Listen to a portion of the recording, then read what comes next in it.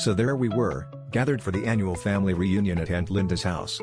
You know the type of event: overcooked hot dogs, awkward small talk, and a mysterious gelatin dessert that everyone avoids.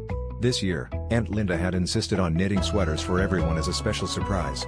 She was so excited, calling it her labor of love.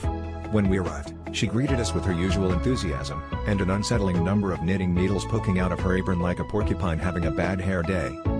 The intrigue started early when Aunt Linda directed us to the living room, where a stack of neatly folded sweaters awaited. Each had a little name tag, lovingly written in Aunt Linda's distinctive, loopy handwriting. But as we started trying them on, it became clear that something was off. My cousin Kevin, who's built like a linebacker, could barely fit his arm through the neck hole of his one-size-fits-all sweater.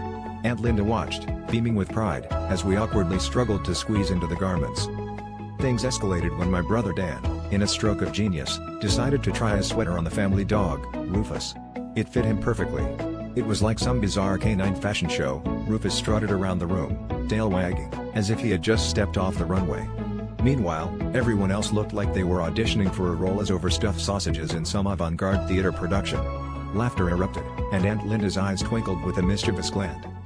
Finally, the pièce de resistance of the evening arrived when Aunt Linda, with a flourish, presented the final sweater. It was smaller than the rest, a neon green number with little holes along the back. We all exchanged confused glances until Aunt Linda proudly announced, "And this one's for Mr. Snuggles." She whistled, and out came her pet iguana, Mr. Snuggles, who happily slipped into his custom-made sweater with ease. As realization dawned, Aunt Linda chuckled, "Guess you could say the joke's on you. Looks like my iguana's got more style than all of you combined." And that, my friends, is how we ended up being out-fashionista-ed by a lizard.